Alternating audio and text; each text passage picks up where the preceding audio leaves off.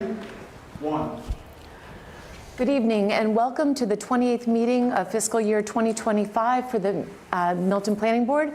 At this time, I would like to now call the meeting to order and begin by introducing the members of the board and our staff. We have everyone here, so we can go around the table. Cheryl Tagaya, Secretary.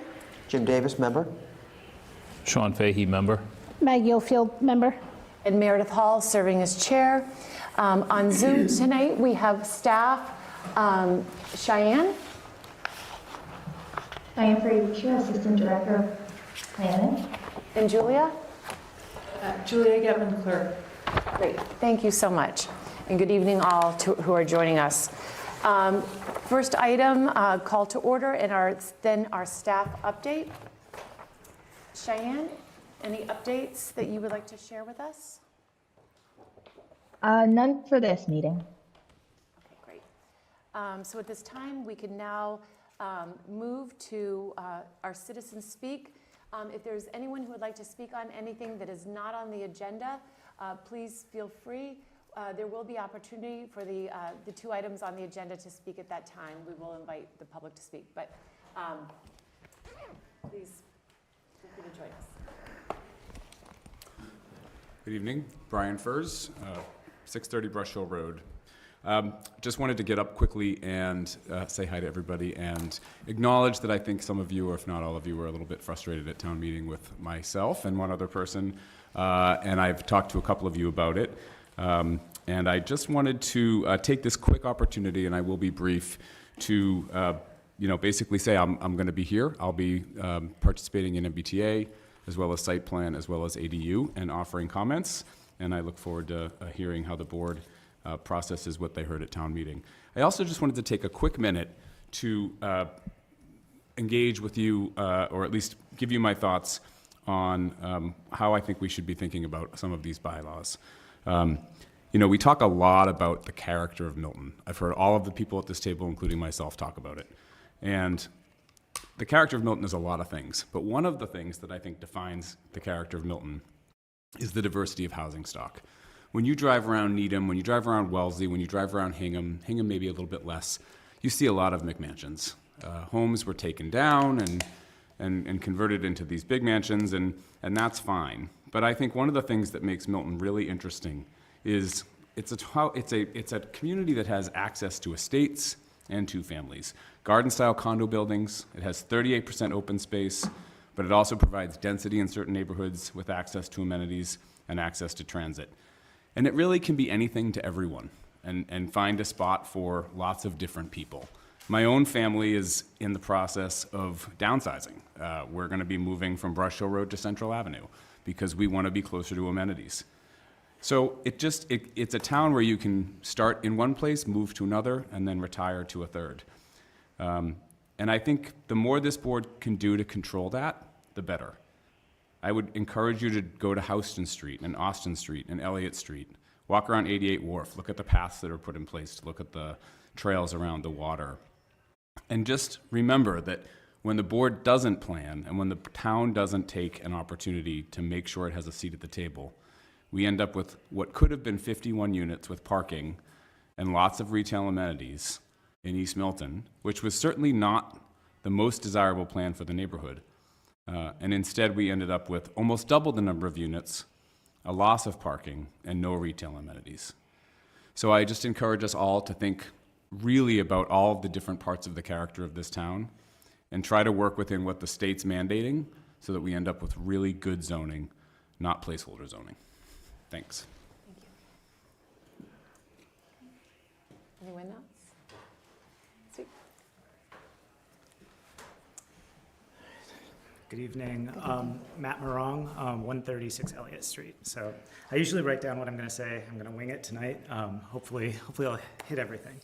I want to start out by saying thank you for having this meeting and for focusing on MBTA communities. I think I raised at town meeting a concern about the accessibility of the board, also the accessibility of the select board on this particular issue, and having an opportunity to come here to hear you talk about it and also to have an opportunity to talk to you about it is great.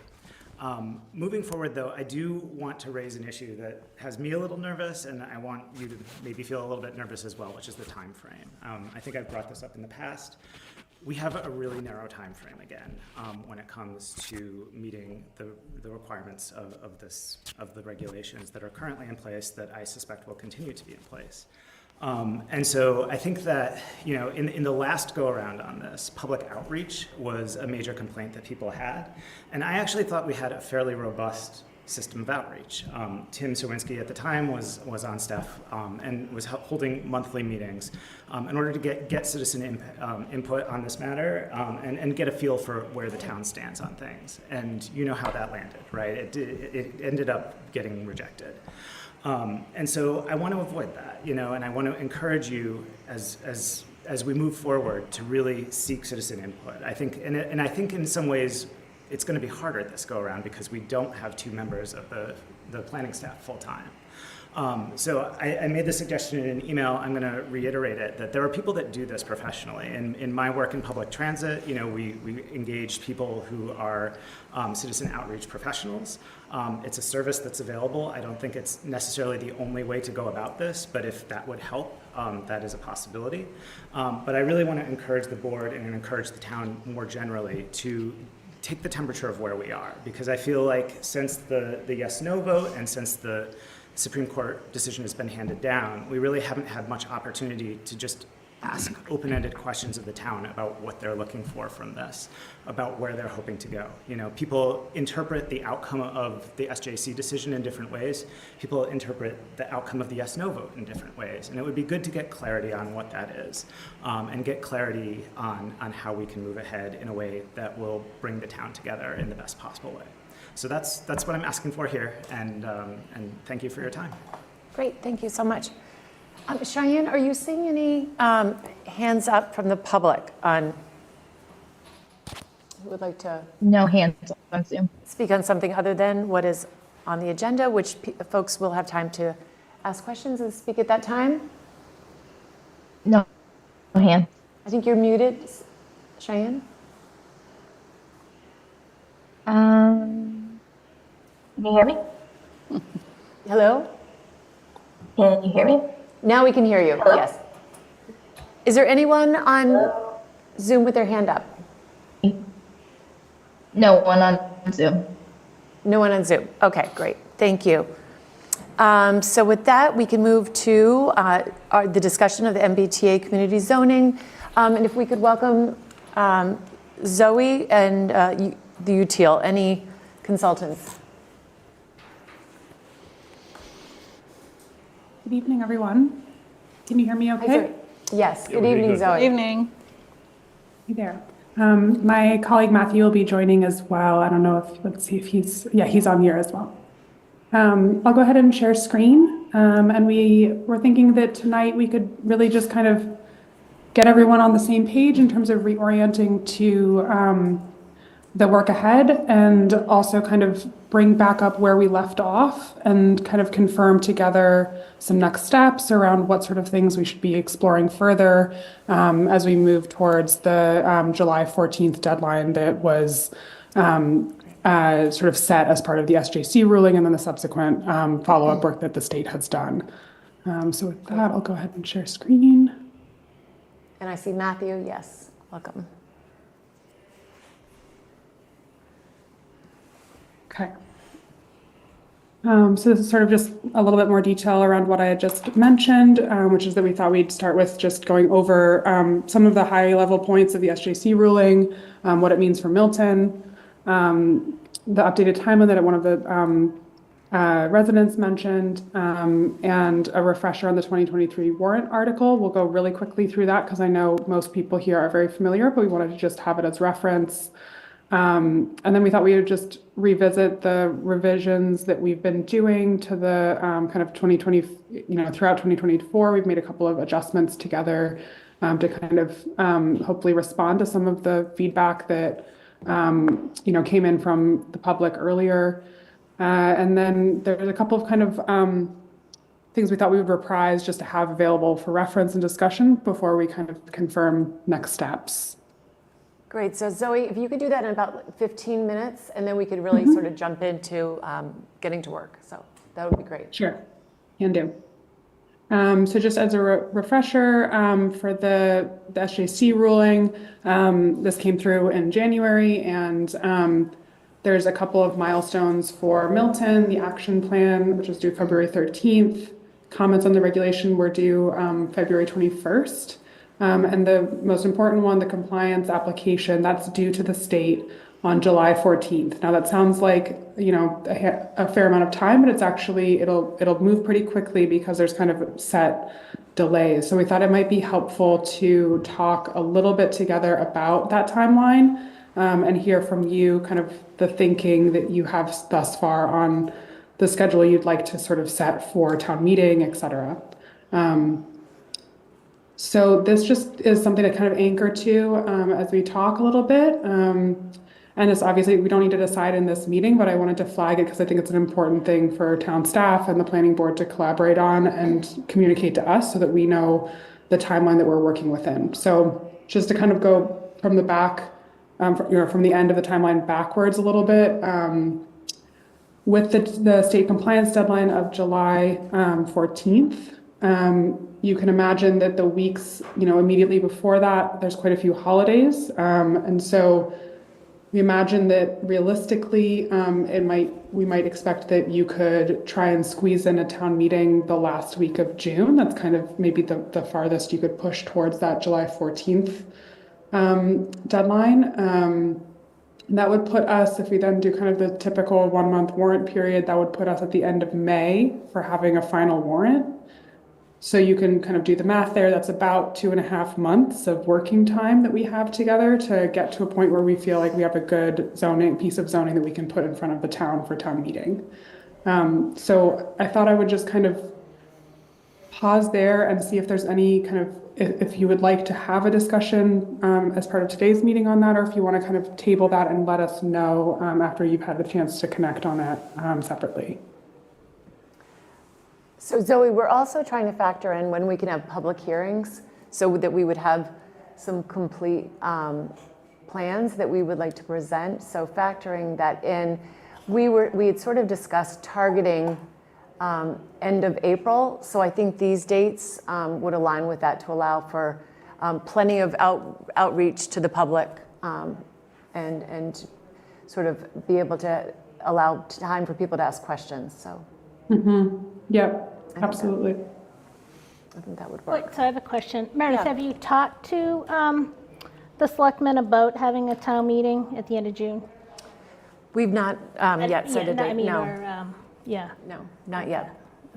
Because we'll have May town meeting, Yeah. which obviously the deadline is this week to submit articles, so that's not going to happen. So there would be need to be a special town meeting. So we would need to involve the select board with that, obviously, that discussion. And the 27th is a Friday, so it probably would be like Monday, Tuesday, either the 23rd or 24th.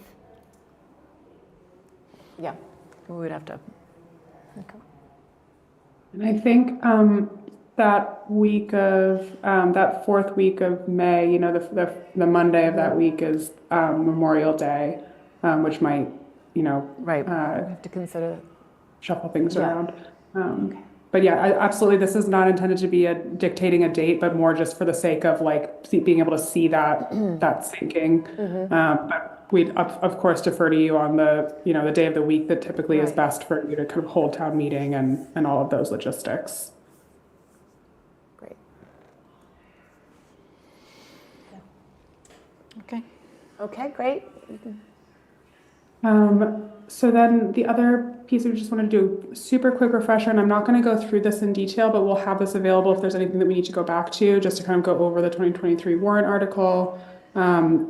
It's mostly nested within the transit area on the sort of north side of the town. If we kind of zoom in, you can see the majority of those districts sort of nestled in the transit area here, and then the Graded Ave districts and East Milton Square.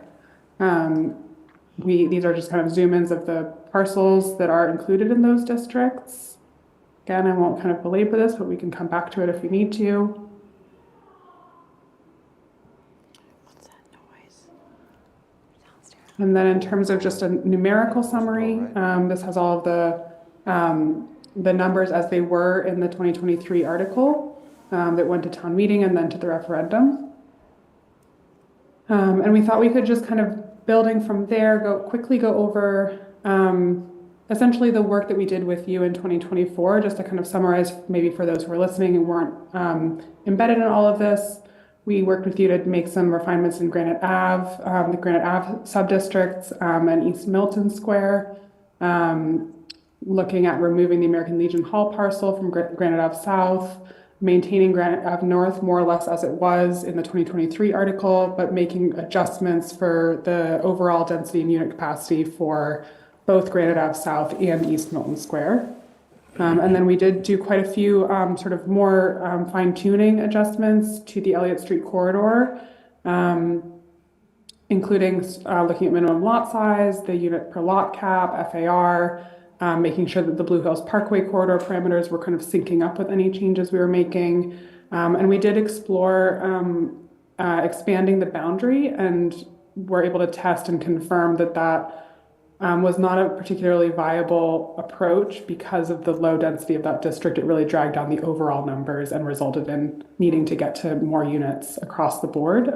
So it's that was sort of a territory that we explored together and probably is not one that we'll want to return to. And then we did also do some preliminary analysis on 7 sub-district candidates that were kind of new sub-districts outside of the set that we had considered for the 2023 article. And so we do have that for reference if we need it.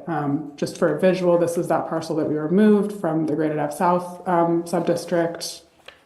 And for the Elliott Street corridor refinements, we have just a fine-tuning of the minimum lot size for the smallest tier in that sub-district. And then we sort of tightened up the FAR requirements so they're more tightly corresponding to the minimum unit size that, or the average unit size that is pegged to the model, and therefore kind of it's a slightly tighter control overall for you in terms of the bulk of the buildings that could be built along the Elliott Street corridor.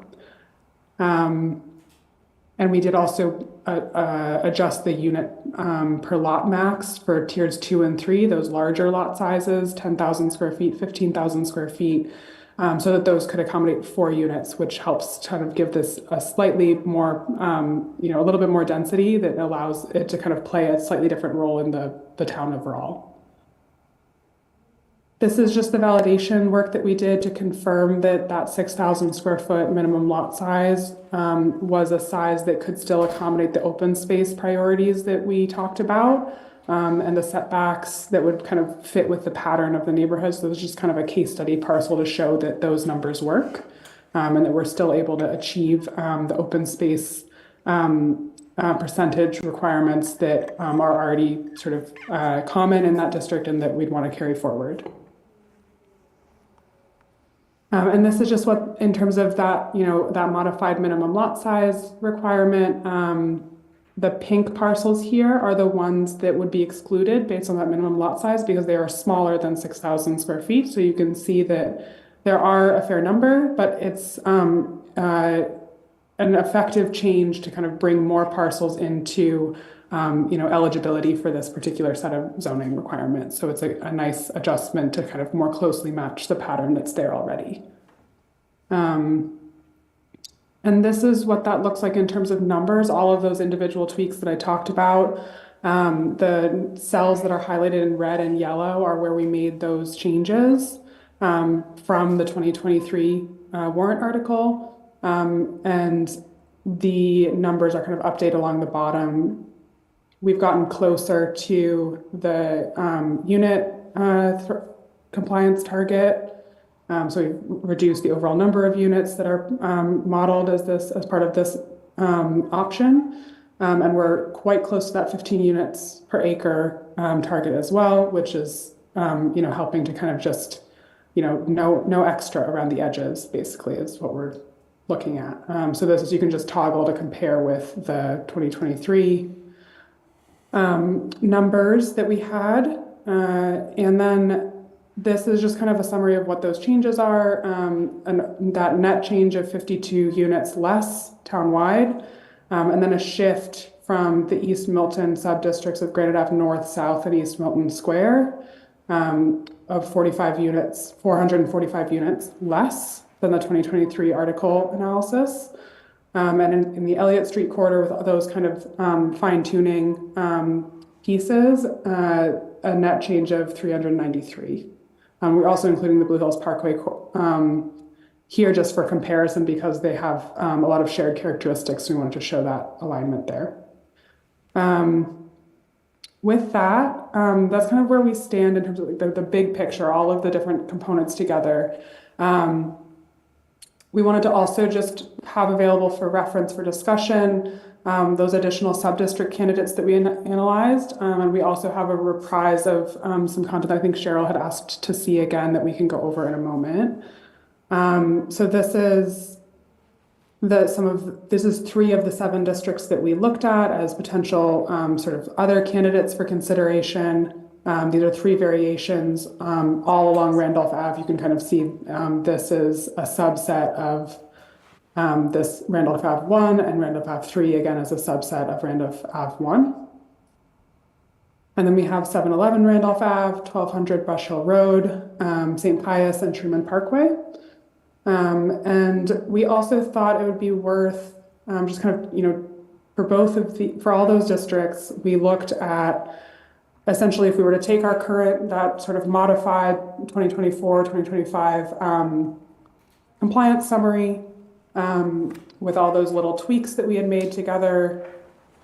If we were to then kind of take one of these alternative sub-districts that we're looking at and sort of bring it into the picture with one of 2 goals in mind, what would sort of the ripple effects be of that? So this row shows an analysis of if we were to look at each of these candidates with the goal of reducing units further along Granite Ave South and East Milton Square, what would that impact be like? And if we were to use a new sub-district to replace East Milton Square, in other words, to no longer include East Milton Square in our approach, and to include a new district in its place, would be the kind of the ripple effect of that. So as you can see in general, using a new sub-district to reduce Granite Ave South and East Milton Square results in a net increase to units across the town as a whole, and has very modest reductions in the Granite Ave South and East Milton Square sub-districts of just 68 units less in Granite Ave South, 36 units less in East Milton Square. And then if we look at instead at using a new sub-district to replace East Milton Square, that has a little bit more potential, I think, to be worth considering if there's a real desire to take East Milton Square out of the 3A districts entirely. There's lots of reasons to keep it in, but we also can talk about if there's reasons why you'd like to sort of exclude it. Okay, that's the end of those analyses. And then I did just want to flag for clarification because there was some conversation about these districts, or not districts, these areas of the town that are within the half-mile station area for the commuter rail stations. There's kind of these slivers for Fairmount Station and Reedville that have a small kind of overlap into Milton. Those are, from my latest reading of the regulations, those are eligible to be included as part of, to count towards districts that are in your transit area. It does not, it is not relevant in terms of kind of categorizing what type of community you are. In other words, Milton is not a commuter rail community, is a rapid transit community, but these do, if we want to look at sub-districts in these areas, it does have some crossover impact in terms of the way we calculate transit area. So this is just a zoom into those little spots, Fairmount and Reedville. So Zoe, I'm just on that question. So if we were to be classified as an adjacent community, you're saying those parcels would not be relevant as an adjacent community? Why don't I just get, that's the next, it's a perfect segue. So we also did this analysis about, okay, in a world where Milton was able to redefine what category you're in, which right If we're now. found, in other words, if we're found not to have a subway in Milton, then we would be an adjacent community, correct? So it wouldn't be hypothetical. That is the flow. So this is the current logic. You have within your borders at least 100 acres of developable land, which is in half a mile of the MBTA rapid transit stations along the Mattapan trolley. That puts you in this category, rapid transit, and it carries these requirements. That's yet to be determined, but that's your hypothetical, but please continue. Well, it's HLC's position, so I don't think it's Zoe's or Yet- UTL's position, it's HLC's position. Exactly. So when we're talking about hypotheticals, these are, just keep that in mind. So yes, please continue. If the Mattapan trolley is not considered transit stations that are associated with that rapid transit category, then it kicks you through this sort of sequence of questions.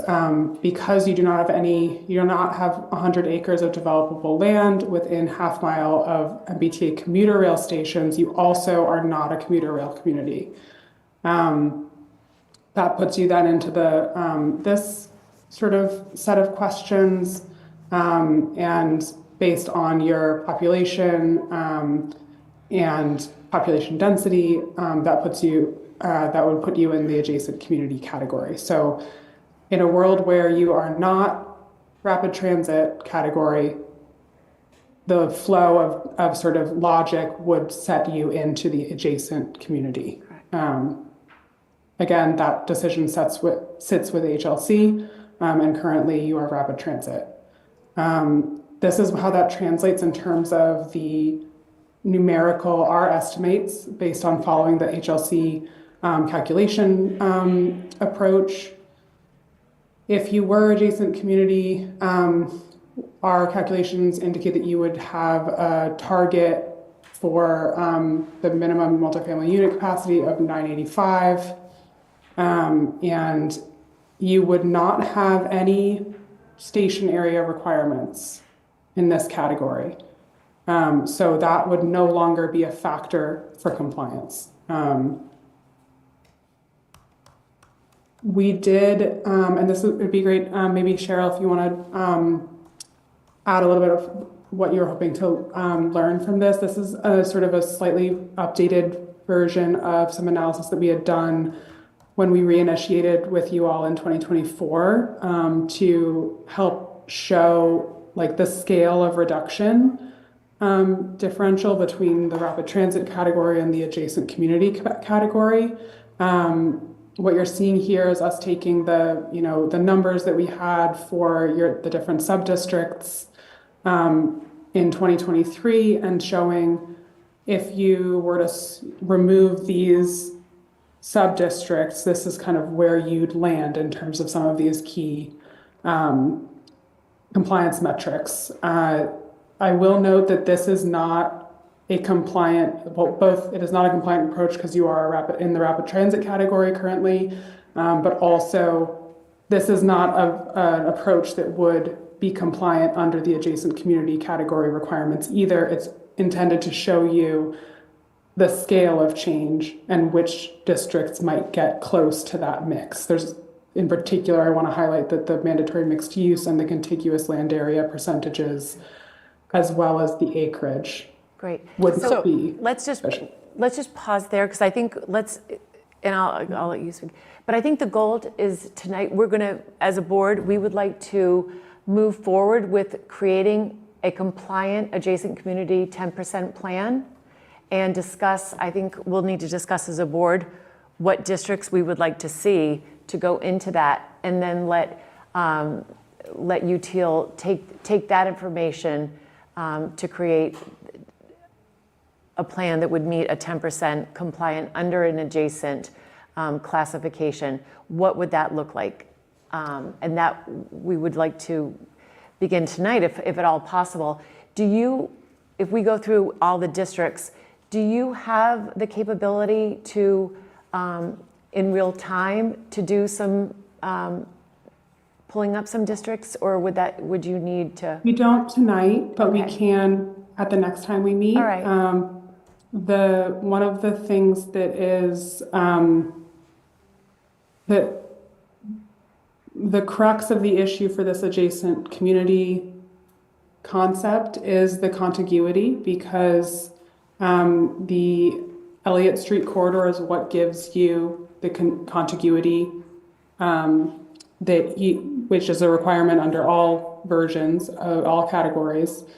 And so it's not as plug and play as it appears, because when you lose some of those districts, you lose that contiguity. So it's a little bit, we'd have to make a couple of sort of bigger decisions first before we could do the kind of live plug and play kind of work together.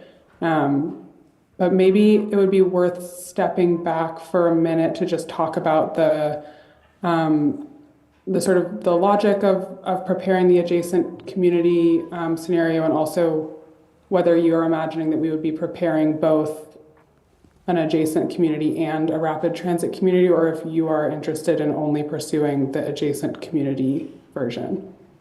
I think we've said we would like to do both. I let the board talk, but that's the intention, that we would do the 10% first, because I think there's a lot that we agree on. So starting with districts that we've already all consistently have said we think are appropriate and we think we would like to see. And then second, and we've also been given a directive, the select board has asked for us to look at a 10% plan. So that is the logic behind starting at 10%, but then having a 25% in the event that that is what we need to comply. Sorry, do you give my board members? Well, I mean, we haven't discussed those strategies as a board, so what Meredith just put forward, I guess, is what your view is. I mean, my view is that we need to work on both. I don't think one member of the select board, they didn't take a vote. The chair asked for the planning board to start taking a look at the 10%.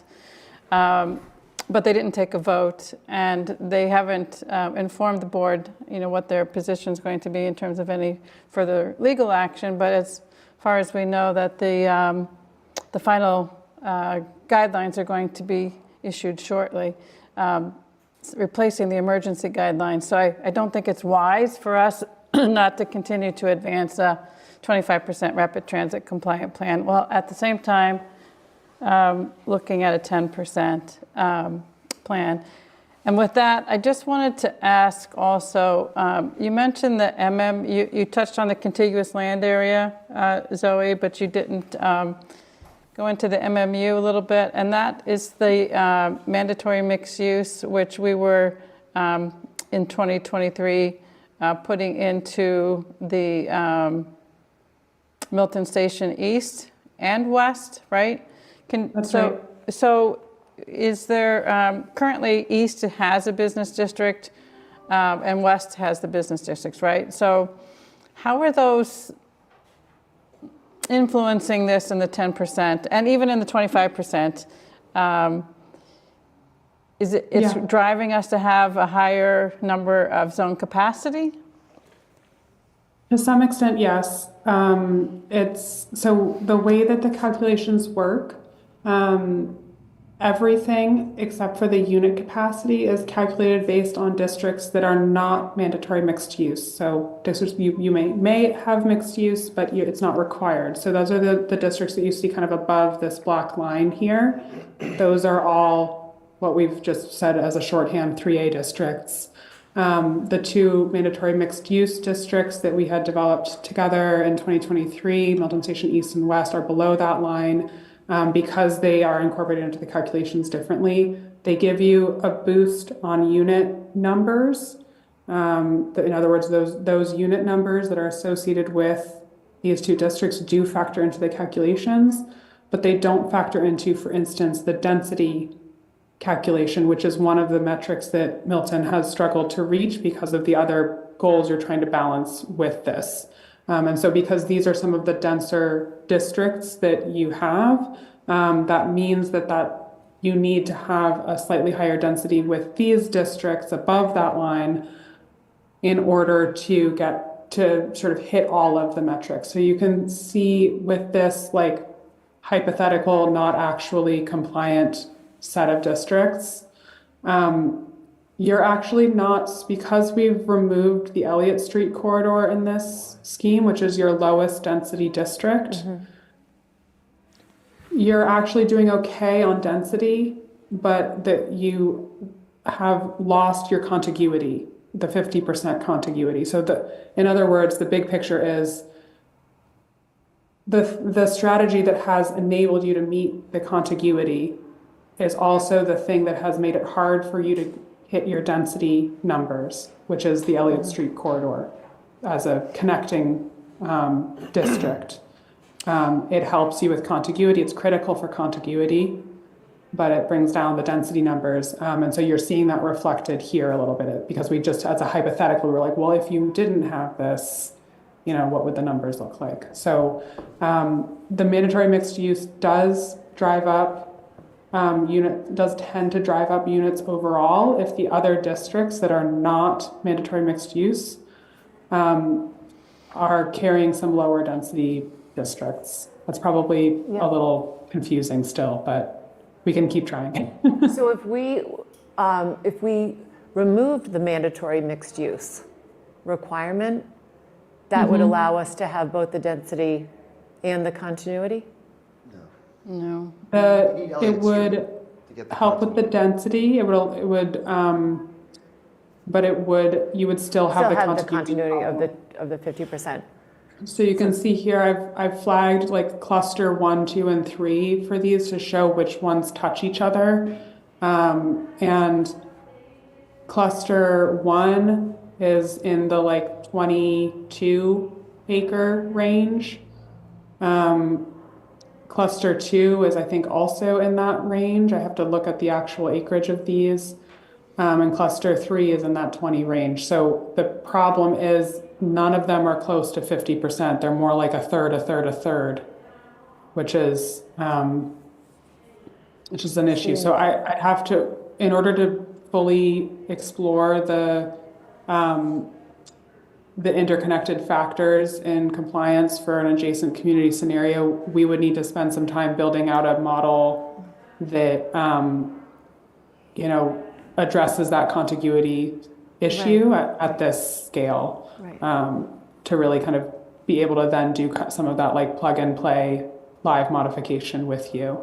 But it's doable. It's just it's a slightly different set of challenges, and so we need to do a little bit of big picture thinking in order to be able to play around in that way. So would it be helpful for us to go through sort of the districts that we're feeling would be appropriate? So let's have, so 50% of the land area must be contiguous. So a sub-district of what land area are we? Elliott Street at 6,000 square foot lots is where we should start. We're going to be much more than 985 zone capacity then. Okay, then Elliott Street. So Elliott Street at 7,500 drags down our density. Wait, so can we here. go back just a step? How many acres do we That's need what I was trying to get to. for continuity? 50. In both cases, your minimum acreage is 50. But that's just minimum But acreage, right? Right, so if you had a collection of districts that was, let's say, 60 acres, you would need 50% of that 60 acres to be contiguous. So it drifts with your overall acreage of the districts you've chosen, not just with the requirement. Okay, so if we are deemed to be an adjacent community, we have 36.5 acres within the half a mile of the commuter rail. So are you saying we only need 50% of 36.5 acres to be contiguous? No, In a world where you are designated as an adjacent community, the station area requirements no longer matter. It's the contiguity could be contiguity anywhere in Milton. It could be in, along Randolph Ave. It could, like, You're to asking how just many speak in acres, though. hypotheticals. Yeah, so It how doesn't many, need to be tied to station area. so how many acres do we need? If you have sub-districts that add up to 50, you would need to have 25 or more be contiguous. If you have districts that add up to 60 acres, you would need to have 30 acres or more be contiguous. So it's not like a single absolute number, it's relative to the districts that you've chosen. It's 50% of the acreage would have to be contiguous, which maybe back to Jim's point, you could accomplish that by utilizing some, if not all, Some. of Elliott Street. You don't have to use it all. Yeah, we wouldn't have to use it. So So you we could might be decrease able- the size of the Elliott Street corridor, still use it. Well, I think yet- what you could do is decrease, you would maybe increase the minimum lot size or keep it at 7,500 because you got a density of 20.5 right now, and you need the land area to make the connection, but you don't want to have you want your density to fall somewhere around 15. I mean, You don't want to drag it down with having. so, I mean, Zoe, does that sound about right to you? I think that, Elliott Street corridor has for the entire duration of our time together been the way that we have achieved the balance of contiguity. And I think it's because there isn't another strategy that's emerged that's made sense, that's enabled us to get that 50% contiguity. So I think it's probably still a critical piece of the strategy. I realize, Matthew, I don't know if you wanted to weigh in on the sort of bigger picture around the adjacent community questions that have come up. So I realize we kind of talked through that pretty quickly. Oh, and just as another question, my understanding is we have requested, not just Milton, but other towns have requested from HLC, waivers, so to speak. So would we ever request a waiver from this contiguity requirement? And what's the likelihood of getting it? Because if we're struggling with it, then perhaps other towns are struggling with it too. And as I've said before, if the goal of HLC is to create housing, shouldn't it be where towns need and makes sense for housing? So why does it really matter from HLC's perspective where it is in each town, if it's contiguous or not? Don't they just want units? I'm not aware of any town that's gotten a waiver for the contiguity piece. I'm just looking at the map now and looking at these numbers. One challenge, I think Zoe's right, it seems like a natural fit that you'd want to keep Elliott Street in the mix. One challenge is that its density has always been quite low. So it's on the order of, I don't know, 9 or 10 acres per unit right now. And so that, somewhere else, that density would have to be sort of made up for, even in a smaller adjacent community scenario. Right. Yeah, or the lot size has to go down. Can't say it enough. I'll just keep saying it. 6,000, 5,000. So the question with doing that, though, Jim, is how much more over the required unit capacity do you want? Does it make sense to go? I mean, I think people have identified that there's real opportunity for some development at Extra Space Storage, which is in Milton Station East, and in the bridge, we think there was opportunity at the old building I'm forgetting the name of that complex, Milton Hill House, I think, the old building, we thought that could be redeveloped. Milton Station West, there's just some small parcels, perhaps where eventually we're still in Raya's, but otherwise, 131 Elliott is not likely to get rebuilt with these parameters, and neither is 36 Central. So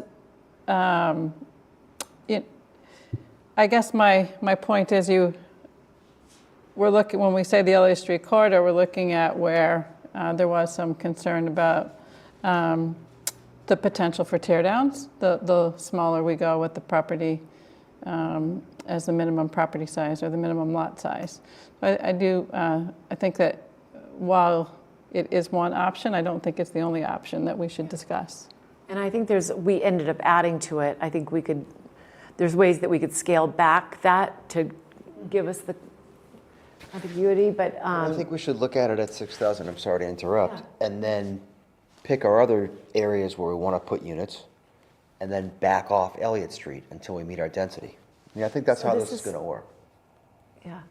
You know what, maybe go back to the map, which shows all the different, because for those who are watching, when we're saying Mattapan Station, the Milton Station Bridge, Milton Station East, the map yes, this map, exactly. So this is what I think, might be helpful just to look at in areas that we've considered. Because I think it's the Blue Hills Parkway corridor is also one that we had considered because, was it Mattapan Station or Blue Hills corridor, which included Unquity House? Because Unquity House was Mattapan Station, right? Mattapan Station, because that was also one that gave us the density and the units that we wanted. So just back to your point, Yeah. though, about the map, I mentioned the Milton East Weston Bridge. Yeah. So those are the diagonal lines. Thank you, Zoe. And the Mattapan is that Exactly. purple, right? Exactly. In the parkway. So I would say, and I don't want to speak for everyone, but I would say that Mattapan Station, the Milton Station Bridge, Milton Station East and West would all be districts that we've looked at that we thought would make sense. Just as is, as presented. Well, no, I'm just, because I want her to be able to dial up, down, depending Yeah. on what we need. I also was wondering about the Blue Hills Parkway. Yeah. And because it is close, within a half mile of the commuter rail station. Right. And then we have such a narrow strip of it there in a district. I don't know, it doesn't help the continuity probably because we've taken that some of that land area out, but maybe it would Help to look at that. it would be worth considering. I'm not sure that which one it would add to, if it would be added to the Blue Hills Parkway or the Elliott Street. But I think what you said before, though, Zoe, is that we don't really want to add to the districts necessarily, because that just means we have to have more higher density elsewhere because of the density level of these Elliott Yeah, I Street think and Blue Hills Parkway. For Elliott and Blue Hills, those are the lower density ones for a few reasons that are kind of structural to their, the pattern that they have now and the priorities that you have in terms of preserving or protecting that pattern. So those are likely to, we can make some tweaks that kind of will bring them a little bit up or a little bit down, but they will be inherently lower density districts, unless we take a radically different approach. So I think it's best to assume that for Blue Hills Parkway and for Elliott Street Corridor, expanding those districts with those rules will not help the big picture. They're sized right now to serve that purpose of continuity of transit area, within the rapid transit category, and to basically get credit for the pattern that you already have, which is a denser pattern with some level of multifamily that is present there right now. So I think it would be best to not consider approaches that expand those districts. So that, I can would you, go so far as to say take out the Blue Hills Parkway corridor altogether. Because right now it's at 6,000 square feet and it's dragging our density down. is that the same as the Elliott Street corridor? I think Zoe said. Is that Yeah, it has so the we same can- as the Elliott Street? parameters. Like there, right now, we've been, every time we change the lowest tier of the Elliott Street corridor, we also changed Blue Hills Parkway and vice versa so that they're matched up because they're very similar. So in this version, Blue Hills Parkway is 7,500 square foot lots minimum? This was the original. In the 2023 version, let me go to the number summary here. So in 2023, we had both of them with the 7,500 square foot minimum lot. We, in the modifications that we did in 2024 together, we brought both of those down to 6,000 square feet minimum lot size. And that's a change we could obviously carry forward in all of the scenarios we're looking at.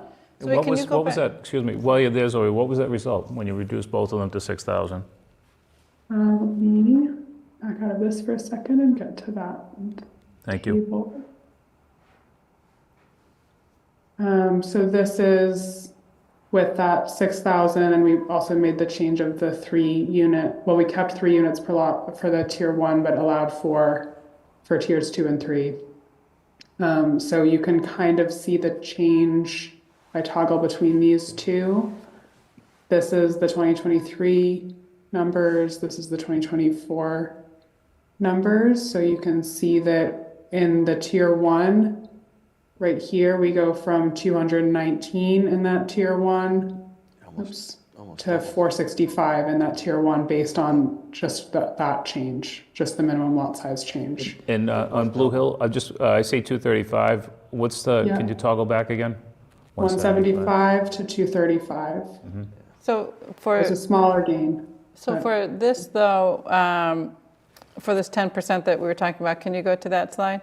It doesn't seem like that these changes would be beneficial for that scenario. They're beneficial for the 25%, but I don't think we need that additional unit capacity, do we? If we go, No, that's why I don't, I don't so think we do. Well, I was thinking if we take it out, doesn't it help our density? but go back, can you go back to that last Yeah, slide, so the this is 10%? why we would need to kind of give ourselves like a fresh base because the contiguity, so Yeah. this scheme here that I was showing before, again, was really just to kind of give you like order of magnitude change. So this doesn't meet the contiguity, and because it eliminates Elliott Street corridor, that density number is much higher because we're really just using these districts. But I think also you'd mentioned maybe that in the districts you just listed off, East Milton Square wasn't one of them. So that's all, I think there's a lot of things that are, would probably be best for us to just Start focus. If you can tell us the things that, you are trying to aim towards, we can develop a base That would be great. that we can play with together, that is set up to facilitate that Great. set of trade-offs. But I think we're probably going to go in circles a little bit today if we try and work it out live together. Right. It's because there's so many interconnections that can trip you up. So one thing I would say to the board is that East Milton Square, we had said we don't want to lose the business district. And so Take if that we off. included it, we would want to include it as a mandatory mixed use, which is, we're already having a mandatory mixed use problem. So I think in this 10% scenario, it's worth exploring taking East Milton Square out. But in the 25%, I still think it's one of the options is to keep that in. And in that 25%, I think another option could be to remove it and replace it with a district on Randolph Ave. But does that, so if we did that, since that's modeled at 20 units an acre, we're definitely then going to need probably the density increase in the Elliott Street corridor, right? Because now we've probably decreased it too much to make up from that 15 to 20 units. But if we go to a fresh base, which this is one scenario, but if we had talked about 2 Granite Ave, keeping 2 Granite Ave, I think that was one that we But it's not 5 acres. You're not able We're- to include Granite Ave North on its own because it's below that 5 acre minimum for any zoning district that's part of a 3A overlay that does not it does not touch other districts. So basically what they're trying to, there's, UHLC, Right. the state set forth these guidelines with with the goal of stimulating and facilitating housing production, but also with some protections in mind to try and, push communities to, avoid spot zoning, have a coherent planning strategy, not just like a handful of So individual. I'm sorry, I parts. should have We get it. said Granite Ave North. So that would have, Yes. our Granite Ave Yeah. North district, not just 2 Granite, but that's what I Yeah, was. so that one can't stand on its own. It can work if it's part of Granite Ave North and South, but So in thinking of how we would reduce the south to allow Granite Ave North, but on a, I think that's where they had originally said take out the American Legion Hall. American Legion Hall because the state DPW, or the state property is providing the contiguous piece. right. yeah, so that was the logic, the guiding Right. logic for this, which is basically get Granite Ave South as low as we can get it without dragging down density. Yeah, because we would want to bring down that density, that's, North. right. Well, So it that's went from kind of what 45 to this- 25 in this, in terms of units an Right, acre. which is a significant difference for, I was thinking like 200, 175 or 200 on Granite Ave South. So what does that get it down at 20? This is at 220. I'm In sorry, units this- per acre. If you go to Oh. 20 units per acre. So you'd have to add it somewhere else, because if you look Get it. here, we're like just like a hair away from 15 units per acre. Yeah, we'll And definitely so add it somewhere any change in Granite Ave South is gonna trip that wire. So we'd need to, boost units elsewhere in order to bring Granite Ave South down further than what we're doing right now. Yeah, so I just have a question. So on this, this is a PDF, and so I converted it to an Excel spreadsheet. And so I was trying to play around with this, but you guys don't have any formulas in your cells, it's just the numbers. Is there any way you could put the formulas in the cells so then we can play around with it? So this is, on the back end, we have a set of 3 spreadsheets that are all cross-linked that all have the formulas for the state compliance model, as well as aggregating with the mandatory mixed use and the contiguity issues. So we have it. It is probably going to be very overwhelming to work with without us, but it's what we submitted for the compliance packages, has all that stuff embedded in it. And it's something that we can provide if the planning board would like to work with it independently. I just wanted to caveat, it is a cumbersome process, and it's probably going to be very frustrating, but we can provide it. Yeah, we've seen it. It is very cumbersome. So that's why I was just thinking if you could somehow make it easier in the spreadsheet here. I think that they've got some solid alternatives that we should get public feedback on the 25%. And I don't, Well, I'd like to get, I think the Should work out here 10% with a needs to 10% get, plan. 10% needs to get to the same level of having some solid alternatives that we get public feedback on. Which is why we need to put some that's work what we're into it, doing. right? I mean, we're in a good place on 25%. Right, that's why we're talking about Granite Ave South, which we don't need to. I understand. We're nowhere on 10%. I just want to make sure we don't lose track of what we're supposed to be doing. We are supposed to be working on 10%. And I feel, and I've said it before, who's supposed- it's easier to start at 10% and add to 25. So I would rather just focus on 10%.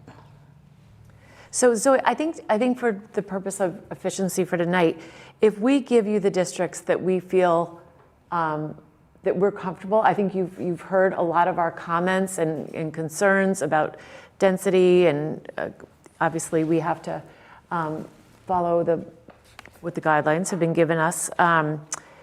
But I would like to, I think we talked about Elliott Street. So if we just review Blue Hills Parkway, Mattapan Station, Milton Station Bridge, Milton Station East, Milton Station West, Elliott. I think the 7-Eleven Randolph Avenue was one that if we needed, and that does meet the acreage, that you all could play around with. And then I think we had, the one thing that we wanted to explore that we have not explored is the Truman Parkway. We had talked about sort of looking at that, and if we could get permission to do the brownfield site that we've talked about off of Truman Parkway, that it's walking distance to a commuter rail, it would be ideal. It just falls slightly under a 5-acre parcel. So that was one of the requests that we've made of HLC, is to request consideration to an area that we feel like we could put a lot of density, new housing, and walkable. And so that Truman Parkway area would be one that I think we would want to explore and maybe be able to map out and talk to HLC about. Yeah, okay, that makes sense. So I think that's pretty clear. I'm going to kind of repeat back to you just to make sure that I've got this right before we move on. So it sounds like for the 10% adjacent community scenario, that we're looking at this group of districts here. And we're letting go of the Granite Ave districts, we're letting go of the East Milton Square districts, and we're looking at how we can get this combination or a subset thereof to work and align closely with the 10% adjacent community scenario. And that 7-Eleven Randolph Ave and Truman Parkway are potential sort of to add into the mix to see what gets that to work. And when you look at 7-Eleven Randolph Ave, do you mind over zoning it for a few more units that are there currently? I think it's 100 that they're building now, but if you bump that up to 130, I think you get to 20 units per acre. So it's 90 units now. 90. And it's 7.81 acres, so it comes out to, currently 12 units per acre. Yeah, so we don't have to stick to the 90, I guess, is my point. Yeah. Yeah, that's helpful to understand. And just so that we kind of, I know that obviously we haven't really run the adjacent community scenario as a full analysis before, so that obviously has more to go. But I do also want to just circle back to for the rapid transit community designation that you have now. There is, I think, it sounds like the one thing that's still of concern is the East Milton Square component of that strategy, and also some desire to continue reducing Granite Ave South. Am I hearing that correctly? If that's the case, I don't think that we should be looking at putting the majority of that into the Elliott Street corridor. I think we're just inviting a bunch of tear downs, and I think we need to look at more on Randolph Ave. And I think there were 3 places that we could look on Randolph Ave that were not just 7-Eleven. And so I think if we're going to have that much reduction in East Milton Square, we need another district. So the problem, as I've said, on Randolph Ave, it's really only 2 property owners, and both property owners are vehemently opposed to being zoned. It's not like Elliott Street where there's many, many, many property owners. So I am against looking at the Randolph Ave. And I think this is what we need to talk to the public about, because the public wasn't happy when we landed with the last scheme with Granite Ave North and South the way they were. And I think if we just move along and get to May and think that we're not going to see public feedback on these locations, we're going to end up in the same spot. Well, don't What forget. areas on Randolph Ave are you thinking about? They're the ones that we had that they've already looked at. Copeland, Yeah. Thomas and is, Bunny Thomas. And there's no requirement for anyone to sell or develop their property, as we talked about before. yeah, still using But that line. since, but because it's only two property owners, the likelihood. Well, here's the other thing, if they do sell, what do you want it to be? If they do sell, do you want it to be a 40B? No, I understand, but better than- but it's just two property owners. Well, 40B could happen regardless. It's not likely to happen on 10 We might acres and not small need it. lots. That's what, I guess, before we, but I agree, if we do need it, that we should look at it. I just don't know in a 10% if we do need it. Zoe, could you go back just a minute, just to those previous maps? Because if you're reducing part of the Elliott Street corridor, to get your Is numbers. this one you meant, Meredith? Yes, The- yes, the overall exactly. one? So what I would like to see, just when you're running the numbers, is maintaining the parcels that fall right along on Elliott Street, but beyond the first row of homes, because that's what you need for the continuity. Everything above, when you're looking at Elliott Street, above on this map, are all single-family homes. And it really is a single-family neighborhood, the Columbine Cliff, part of the Columbine Cliff neighborhood that really could be significantly altered. And I think that was one of our goals, is to be limiting as much single-family homes as possible. Along Elliott, you have a lot of natural 2 and 3 families in that area. So it does make sense, and some that could be converted that it would fit right in. But so if you were to take off of those, and I'll just show sort of This area, Meredith? yeah, all of it. This is Allen Circle right here.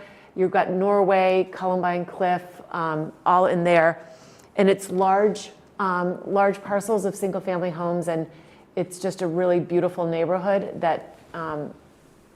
It would be nice not to disturb that if possible. Because if we don't need the units and if it's dragging us down, that's where I would recommend reducing. So that would be, I think, in the adjacent community scenario, that would have some advantages. In the rapid transit category that you're in now, I think before making changes to Elliott, we need to understand what we're trying to achieve elsewhere, because they kind of have it's kind of like each of them is a unique puzzle piece. So if we're pulling from one, then we need a different behavior from the others in order to fill that void. Right. So maybe it's helpful to think about, for the rapid transit community scenarios, that there's one scenario that includes East Milton Square. What does that scenario look like? There's maybe one or more that does not include East Milton Square. What does that one look like? And maybe we could just kind of run through those a little bit together, and then we can kind of actualize those in terms of numbers and bring that back to you the next time we meet for discussion. Does that make sense? Makes sense. Zoe, you mentioned in response to what Meredith just indicated as areas that she would like to take out, you mentioned there was advantages in the 10%. What advantages are those? Right now, in that very crude testing that we did, you're not having any trouble meeting your unit numbers or your density numbers. But when we add back in Elliott Street corridor to the mix there, which we kind of need to do in order to achieve the contiguity, that'll bring your density numbers down. And you only need a little bit more acreage. So having a low density district with the minimum acreage that you can make possible would help the overall calculations in that environment, because there's a new balance of things you're trying to keep track of and keep in relationship with one another. So it's that, it's helping with contiguity, but you're doing that with the minimum possible acreage to sort of, reduce the overall impact on density and unit numbers elsewhere. So for what you described, was that well enough explained, Zoe, the streets that you wanted to remove from that? I think so. If I'm understanding correctly, you basically want to you want to use the parcels that are fronting on Elliott Street.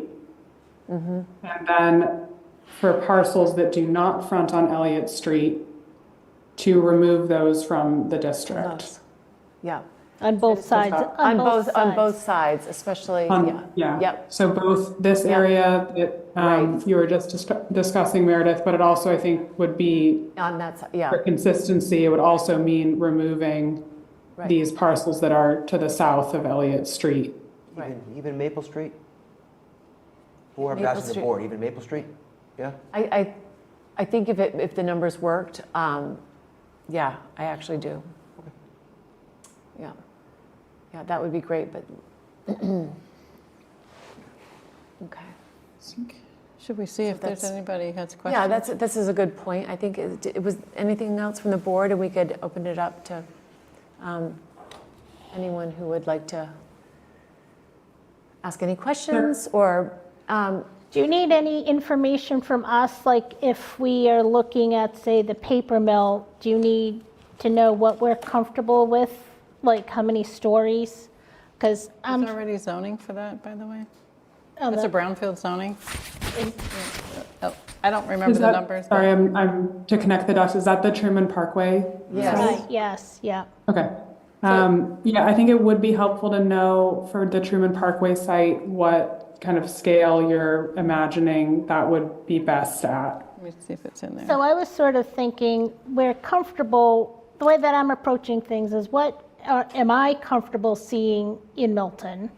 And so if I'm comfortable seeing it, then I'm assuming other people could be comfortable. So like 88 Wharf, we're comfortable with, I think. And that has current units, 73 units on 2.725 acres. So the paper mill site is 2.967 acres. So it's a hair bigger than 88 Wharf. So I would think that we could be comfortable with 73 units there. I think you should also look at what the zoning currently allows for it. Is it more? I'm going to see if I can find it quickly. And how many stories are you thinking? 4? So 88 Wharf is how many? That's six Six. stories. Six But that's Don't set, forget, those units are big. There's a lot of two beds that are, and it's on a huge large. parcel. It's on there's a lot of open space around it, and it's Yeah. set down low. So does, I would think 4 so paper stories. mill, I think it 4. doesn't I'm with you that if it's sit 4. down? Well, Cheryl's looking it up, trying to so look it Paper up mill right now. site is set down, it is slightly. isn't it? I've never walked it, so I don't. Where's the paper mill site? Truman Parkway. Off of Truman Parkway, it's heading towards, Off to the right-hand side. yeah, Just cleaned it up. right, it's near DCR property. There's a DCR strip parcel. There's a bridge in the back. Yeah, so it allows an Actually, the train FAR, crosses the river, I think. allows an FAR of 1.2. Let's see what else. 30% open space. And trying to find height. Just to be clear, that a property has train tracks and a river separating it from Milton, which is something Tim brought up in the past.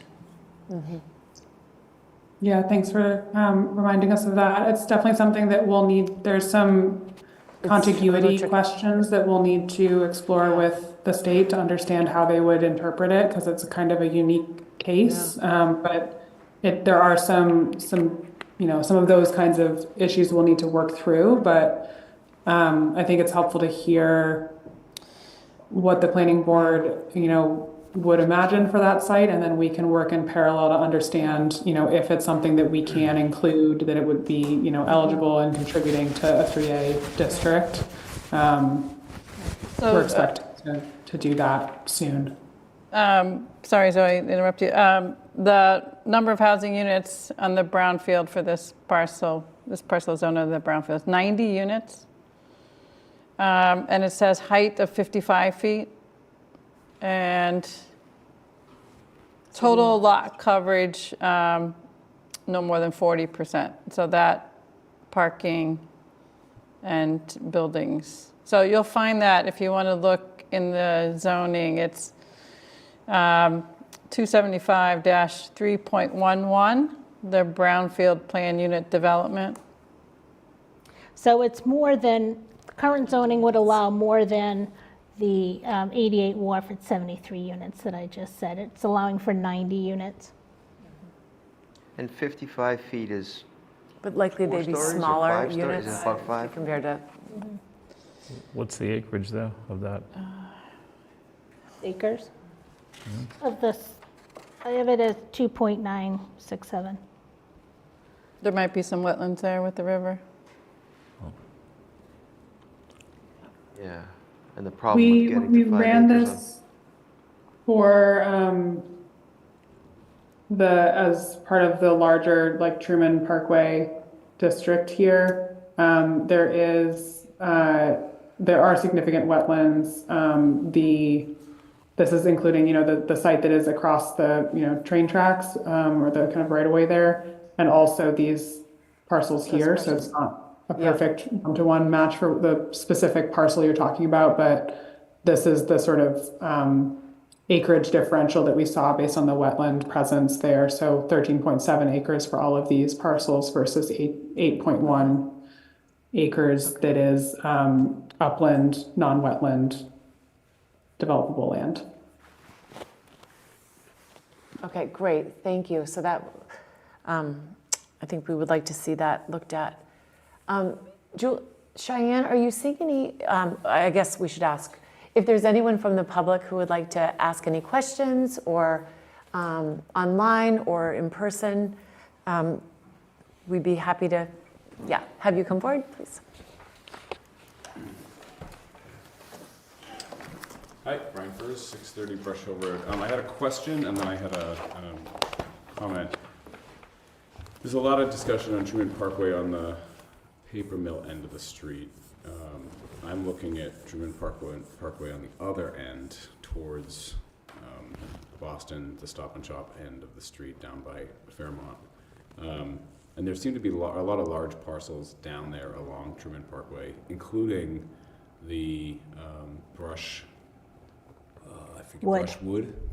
So I don't know if we ever looked at brushwood, but that is certainly a large parcel that likely is fully developed, but may be able to be included in zoning to get some density that would be needed. So It was mentioned at one time, but we never really followed up on that. yeah, and it looks like, I'm looking at the map and I can't share it with you obviously, but I don't know exactly how they calculate the half mile, if it's by bird's eye or by travel, but it's certainly within a half mile of the Fairmont station.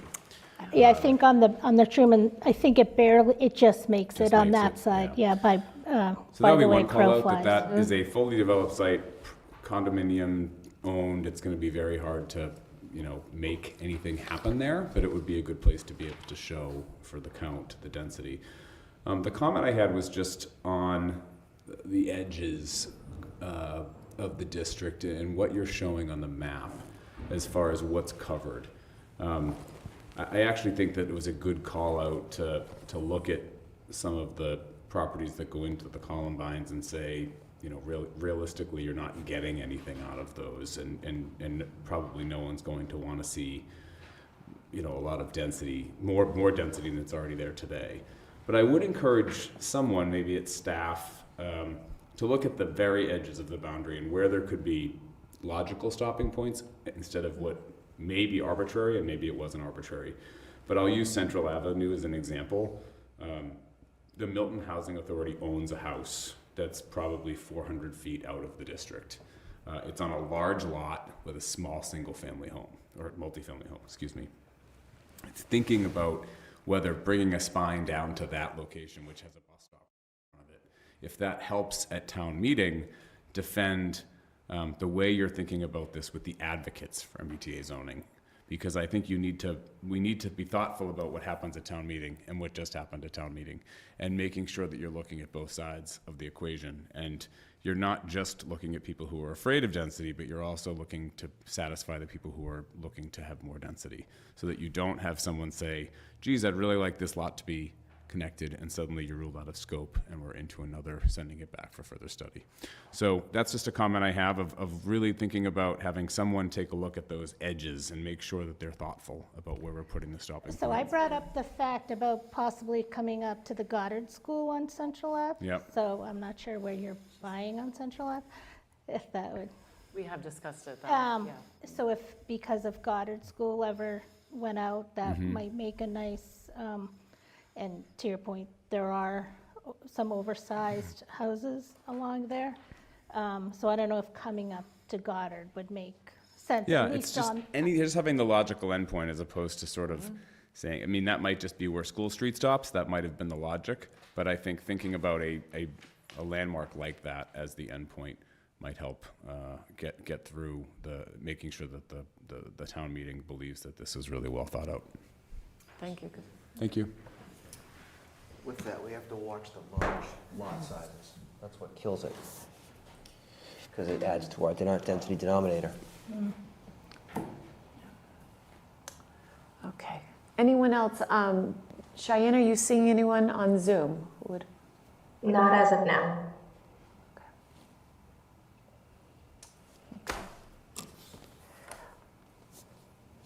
So when we discuss a 25% plan, are we going to get the opportunity for more to add districts?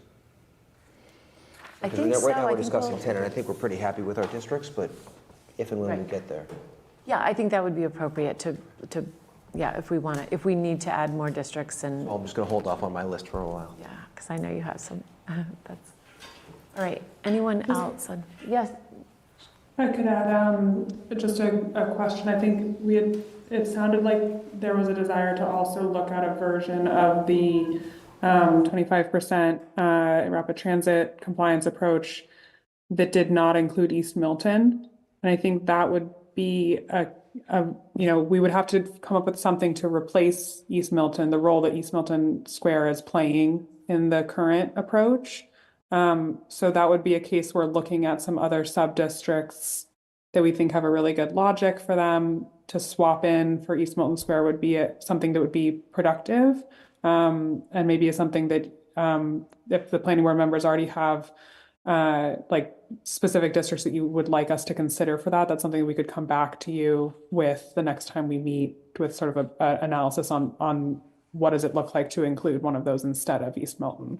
So Zoe, when you had done that before, you had done it in that, you have this, that slide that shows, I think Yep. there were 7 districts that you looked at, that if you swapped out, and it sounds like all of them worked. Yeah, Right. so that's where it's really starts to be more about, which one do you think has the strongest planning logic? Is there a specific density that you think is appropriate at that site? It seems like there's a lot of interest in the Truman Parkway site. And so I'm wondering if it would be, once we get clarity from the state about whether there's any contiguity or kind of eligibility issues with that site, we could maybe plug in a scenario where we swap some version of the Truman Parkway district in for East Milton Square as an alternative. I just also want to point out that those alternatives that were looked at before, so we just talked about Truman Parkway, but in your analysis, you said you would need 213 units there in order to swap it for East Milton. So where the zoning's 90, now we're talking about 213. And then it's 90 also on 711 Granite Ave? It would And just you would quickly take to clarify, 213, yeah. it would be sorry. 213 across that collection of parcels, Okay. not just that one parcel. Okay, all right. so I think, Thank you. so we don't, not to confuse folks, because I think we want to have a 10% plan first. So I appreciate you considering all of this and what we would swap out eventually with the 25. But I really want us to be conscious of, let's get to a 10% plan as quickly as possible, agree on that, and then move to the 25%. I do think all of this is good in looking at if we need additional parcels, but I feel like we have a really good core of parcels as it is. As it is on the 25%, you're saying? On the 10%.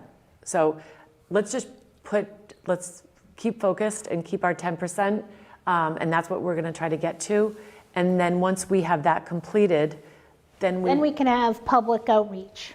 Then we'll So have, we need public outreach then on the 10%. and then 25. Yeah, And so, being mindful of our schedule of keeping. There's no way we're going to have time to do them sequentially. We have 2.5 months, and I think there's no way I that would we like to can have a think- plan by the next meeting. I would like for Zoe. I think to Cheryl's point, though, we can get Yeah. outreach on both at the same time. Let's get the Yes, 10% yes. complete, and let the public comment on both of them. Let's not wait, right? That's I think that's what that's you're my- asking, yeah. So, And when my point too is I think we already have options for the 25%. I don't see the need to do alternatives necessarily on that, except being able to really explain it to the public along with the 10%. Because, I think there's a couple of viable options there already on the 25%. I've got plenty more Okay. we can look at, unfortunately. All right, so We have that. 2.5 months. is- we have Yeah, two- well, next yeah. meeting, we'll look at them. But we've done a lot of work on these, so I. No, I to your mean, po- but to your you- point, yeah. so I just don't want to confuse people going back and forth saying we can tweak this or tweak that. Let's create one plan and then. Yeah, no, it's good.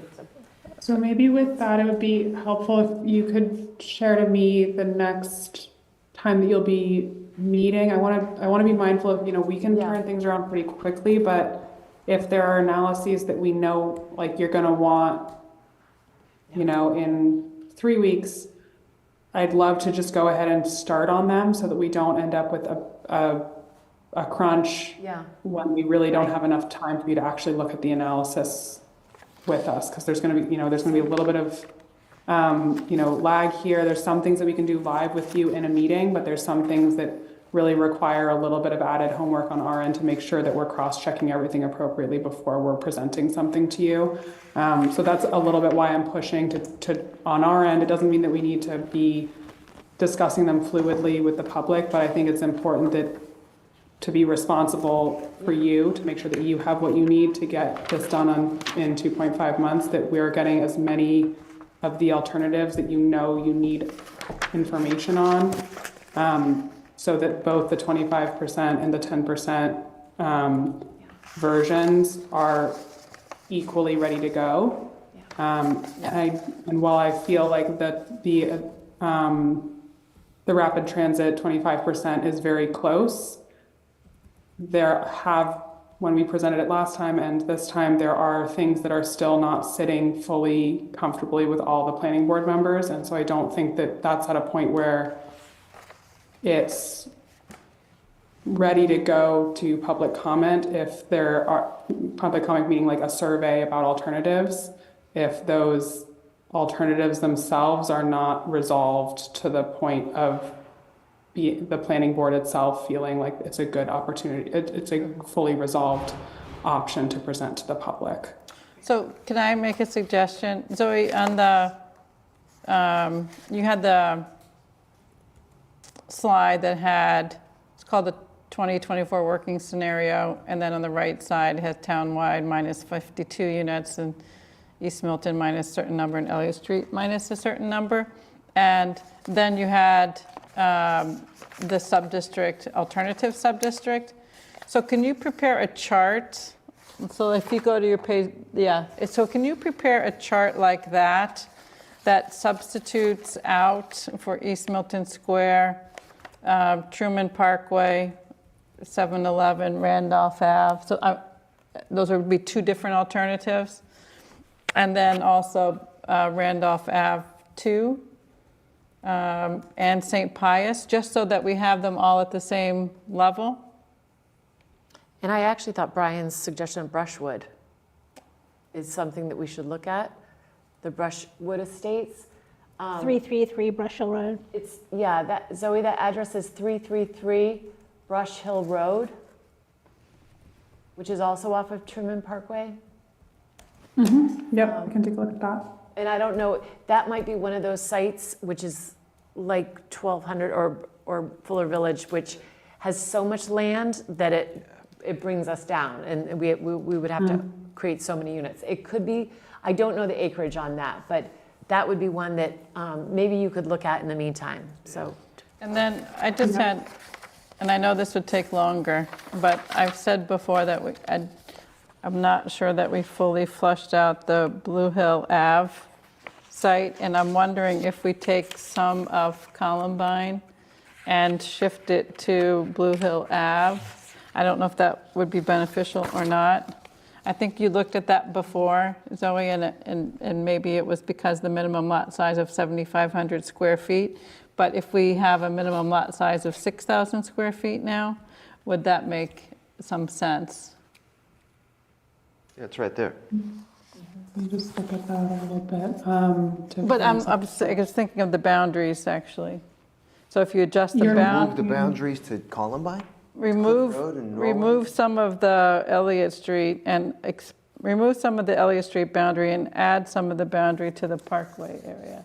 Oh, I get it. Grow the Parkway, not necessarily towards yeah, Cliff I Road, but think- just, yeah. I think they're pretty, Alternative. so right now, in this, area where we have these like 3 sub-districts coming together, the Mattapan Station, Elliott Street, and the Blue Hills Parkway corridor. Let me see if I can get this to, apologies for this fuzzy image here, but, so this is where they all come together. Because these are small lot sizes and they share the same, like the smallest lot size tier is very similar between these two. I don't think you'll see much of a change in terms of number output from toggling these parcels between the 2 districts. Were you thinking also of expanding? I was one thinking of them? expanding towards Blue Hill Ave and Brush Hill Road. And Moving this just, Yeah, that area. just to see if the 6,000, I know it didn't help us before because they were below the minimum lot size, so they didn't qualify. So they were adding land area, but not unit capacity. But with the 6,000, I'm just wondering if that's still the case. Yeah, I think it would be less so, but I think it would still be both Blue Hill Parkway and Elliott Street are the lower density kind of like DNA of the parameters that we're putting in. So I think it would be adding more area at a density that's lower than what East Milton Square is. Yeah, So it would, I was just thinking of adjusting from Elliott Street to Blue Hills Parkway, not really for East Milton Square, but, okay. oh, you mean like to be able to reduce the area of the Elliott Street corridor? Right, I think to do that, you have to go down to 5,500 or 5,000 square feet on Elliott okay, Street. all right. It just was a question. It's, this might actually help a little bit with seeing Okay. that. So this is the 6,000, the pink parcels, and again, sorry for the blurriness, it's the best way I can zoom in for you. The pink parcels are ones that are below the minimum lot size of 6,000. So those are ones that would be excluded in their entirety. They would not generate any units. So you can see here that there's a fair number that would be excluded in this Okay, yeah. area here because of the geometry of the streets. So I think probably this wouldn't play to our benefit in terms of the number Right. balancing act that we're doing, even though it has other good planning logics. Okay.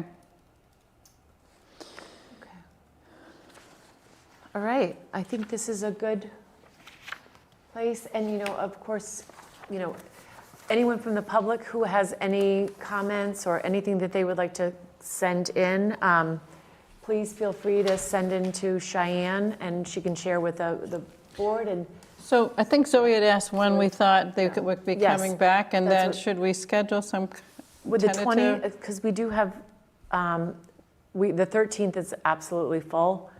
The 27th, Cheyenne, do you know offhand? I know we have, the A&R has requested to come back on the 27th, and we'll, depending on our public hearings, we've got a couple next week. We don't have anything set yet. So would the 27th be too early? But that's using like a month, right? It's like using No, 3.5 weeks. I would say we certainly can do it. I would sort of tend to agree that I think we want to move as fast as we can with you on this so that you can get it out for public input, because let's imagine 27th, you need like maybe a week after that to package things up, get it ready to share for public input. That means you have April. Usually it takes at least 2 weeks for people to even register that a public input opportunity exists. I would imagine you'd want to have it out there for like 2 to 4 weeks at least. That puts us at the end of April. That means we have like a couple weeks before we'd have to finalize for warrant. I mean, we could do it. I sort of like having MBTA just on its own night and nothing else. I do too. So I think if we scheduled a meeting, The 20th? I was thinking even, we don't have to limit it to a Thursday, right? Tonight's a I Monday. was going to say, the there- third Thursday is Climate Action Committee, so I've Okay, missed that's- a couple yeah. of them like last month.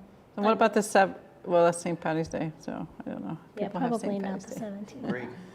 How about like the 18th, which is just about 2 weeks? Yeah, let's do it. Would the 18th work for people? I think that works for me. Let me just do a quick cross check here. Right. Yep, I could do the 18th. Does that work for you, Matthew? Yeah. Okay. Cheyenne, that's good for you? Yes, that's good for me. Okay. All right. Okay, that sounds That's good. So great. we will Then we'll have plan to on do- scheduling that for the 18th. Is terrific. Thank you. Absolutely. Okay. Thank you. Thanks, all. All right. Thank you. Thank you. Good night. Have a good one. So the 18th. So the next item moving on our agenda is, I had just added the zoning articles for discussion, which really, it's not really a discussion. We have until the end of this week to put our articles forward for the May town meeting. So I just, if folks wanted to feel comfortable, what I would propose is that we vote to send both the ADU and the site plan approval articles to the warrant committee for May town meeting. We will have a public hearing process, and we will put it on the agenda. I was thinking about that for the 27th, having that to discuss, sort of start a process of our discussion of anything that we would want to amend.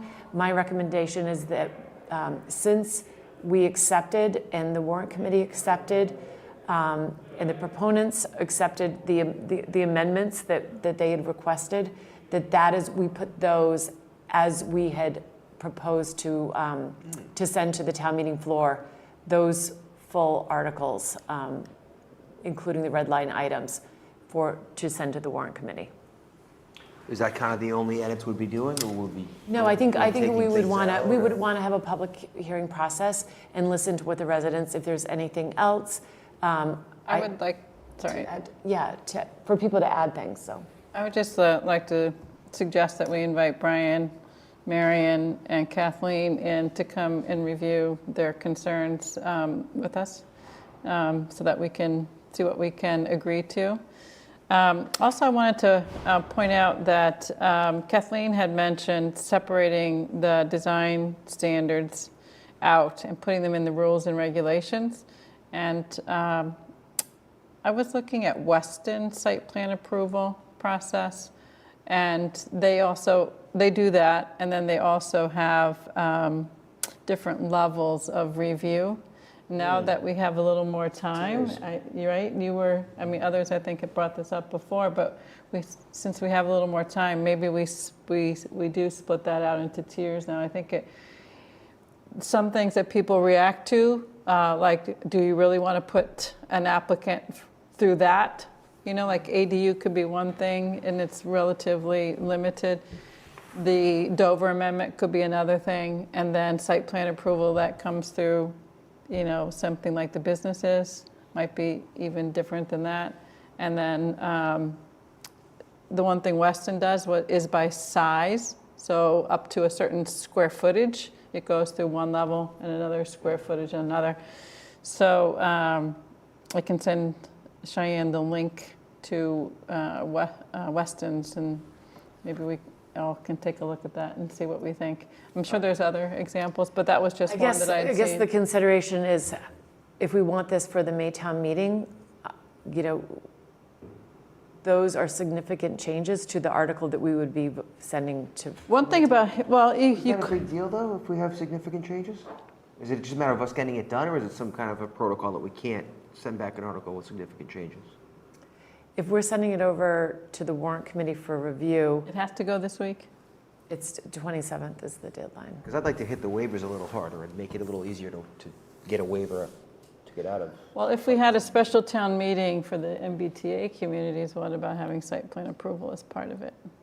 And ADU, because we may have more from the state on the model bylaw by then.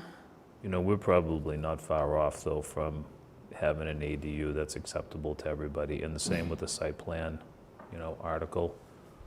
My suggestion is, the reality of it is, the warrant was issued at least 4 weeks to the entire town, before the meeting. We could have had those comments long before when we received them. That's true. So, and had we had them beforehand, we would have passed those articles in town meeting. They weren't that complicated. My opinion is, we haven't helped the town of Milton as a town meeting body by not passing those. We're not in a better position as a town waiting until May to have both of those. So in the interest of moving quickly, if there are residents that have comments on either one of those, I think they should send their comments to Cheyenne and to you so that they can be dispersed to us and not wait. We can certainly do what you suggested and invite the members that have already expressed an interest to come and meet, but let's have their comments in advance. So we're moving more quickly. We get bogged down in these meetings and lose a lot of time. I think Brian's already expressed his comments, and I think we've already accepted his comments, and Bob had identified what was in scope, what was out of scope. So we're probably already heard a lot of it. Let's just move more quickly and see if we can get it done. But what was out of scope before is no longer out of scope, Understand right? that. So we're going to have to So we can put it discuss that. back on the table. Yeah. So we accepted most of what Brian had. So, He stood up whatever at it- town meeting and recommended that the town meeting vote on it. Yeah. And then they were so confused by the time we got to the town meeting that they turned it down. It was simple changes. They really were. My experience has been, though, anytime there's zoning changes on the floor of town meeting, they get sent back for further study. Just because zoning, people don't feel as, I think, fluent with the language of zoning, so any change they want to have time to look at. It could be true, but you also know how simple those changes were. They were really simple. Some things like 10 parking spaces net new are simple, but other things are not. There weren't, those were not complicated, Cheryl. They were not complicated changes. But Well, regardless, Kathleen had some other ones, though, that were different than Brian's, yeah. so. So let's not make it a longer process than it needs to be. I think if we allow people to submit, on both of those articles, what their concerns were, so we have it, and let's be a little bit more productive. Yeah, I agree. So, I was pretty frustrated at town meeting, and to Sean's point, all town meeting members and all residents, how long have we been working on both these articles? Maggie, that's been the case as I far understand. as Yes, I understand. zoning. Yeah, but just because that's past practices, I like to improve on practices and move forward. And I had a couple conversations with town meeting members, and I was frustrated. And I said, well, how come you didn't review them? And they said, well, I was busy at work. Well, we're all busy at work, we all have jobs, we all volunteer, and I think town meeting members in particular should do their homework. And yes, zoning is complicated, and if they really cared, they could have watched the warrant committee discussion, because we were there with the warrant committee. And in past, as a town meeting member, if I was not overly familiar with something, I would read the warrant committee's comments and take that to heart and know that they are the ones who did the vetting. So if I was not able to do my homework, I would be able to rely on the warrant committee's recommendation. So I was frustrated that town meeting didn't do their homework and for some reason didn't have the capacity to understand some of the changes. Well, one thing I would say is, it could be beneficial to do a presentation for why we're doing the zoning that we're doing in advance, before we even consider talking about amendments. Presentation where? At the floor, this town meeting was different too, because people had presentations. I went to the town meeting website and I reviewed everybody's presentations, but hardly any of them were actually presented at town meeting. When we did the Milton Village overlay, we did a webinar, and we did a frequently asked questions, and we asked the clerk, Sue Galvin, to send it out to all town meeting members so that they could watch the webinar, they could read the questions, they could send questions in to the board before town meeting. And then we gave a presentation at town meeting explaining what the zoning does. So I think we need to look upon ourselves too to do a better job of telling town meeting why we're proposing zoning changes, right? So particularly on something like site plan approval, where it's not like it's going to change someone's zoning in their neighborhood, it's really about process. And so I just provide that context because, and I mentioned it's being done before, because I've been in that frustrated position a number of times where we've brought zoning forth and, so it just takes one person to come up and have several questions about the language of zoning, then town meeting feels like that it just needs to be sent back before it comes back, or before they should be asked to vote. And it's fair in a way, because like Peter Mullen said, words, when you're an attorney, a few words in a different place can matter quite a bit. And so they want to do their homework and read it, and have the chance to read it, not just on the screen and make a last minute decision. So I think that's fair. And I think it's fair to have comments sent to us before. And it's just difficult to get people, honestly, to have their attention before town meeting. Well, it is interesting. So doing a presentation, you're like educating them the minute of. It's, we're in a planned board meeting, so it's not about town meeting, but the reality of it is, if town meeting members are coming in not having read the warrant, having had it for weeks, it's difficult to serve your duty as a town meeting member. So I don't know that that's the case. I think it's I don't our know if job it is to- either, but as I said, it wasn't complicated what we were trying to do. I think it's probably not good use of our time to continue talking about this here. But so if we need to vote, I'm happy to vote if that's what you need us to do. I would entertain a motion to move the articles to the Maytown meeting, invite, I would agree, Cheryl, I don't want to get off track, but I would make a motion to move our articles as amended on the town meeting floor to the Maytown meeting warrant. I'll second. I think you should probably say what they are. Oh, for the ADU and site plan approval. Quick zoning discussion, when you articles. say as amended, do we get the chance to further edit? Correct, yes, Okay, fine, yes, yeah. we will, and there'll be a public hearing process. I'm on board. This is more of a formality just to get them Okay. in by the 27th. I'll maintain my second. Okay, second, all in favor? Aye. Aye. Okay, great. Thank you. So, Who made the first motion? Meredith, we can make sure. seconded by Sean, discussed by me. Okay. The last thing I just was going to say before we end, I did want to give a reminder to everybody that we do have a public forum on May 11th at the Milton Arts Center, and that is open to the public. We hope everyone attends. They're doing their best to make it hybrid, to make it accessible to everybody, but that will be next week. May 11th. You said May 11th. I'm sorry, March 11th. March 11th. Now this, On East Milton. on East Milton, the overlay zoning, yes. So this is an opportunity for a public forum that will be going, we've already voted to send this. This will be on the May warrant for town meeting. That's already been voted and sent over. So 7 o'clock? 7 p.m. Correct, Julia? It's 7 p.m.? So do you think And we Cheyenne? maybe we should Yes. ask Sue Galvin to send out a reminder to town meeting members specifically?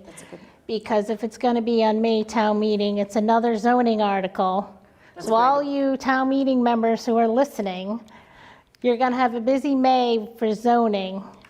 So we encourage you to attend and ask questions. So I think, yeah, we could great. ask That's Sue great. Galvin to just send out a notice that discussion's going to be in the, what's covered in the zoning in the May. Cheyenne, would you be able to do that? Send an invitation out? I know you all have put a Milton Times article together. There's various places and flyers, I believe. We were also going to send something to the East Milton Neighborhood Association. Did you hear back from anybody over there? Yeah, it's been sent to Milton Times, Milton Scene, East Milton Neighborhood Association, and then I think the Everything Milton Facebook page as well. And I think Nick Connors posted on the Facebook and Twitter for the town. Can you also make sure it goes to the Chamber of Commerce? Yeah, that's on our list too. Okay. Great. But that's great. Yeah, we'll ask Sue Galvin to send out a flyer inviting town meeting members to attend. Okay. So with that, I would entertain a motion to adjourn. So moved. Second? All in favor? Aye. Okay. Thank you. Thank you. Good night. That was productive.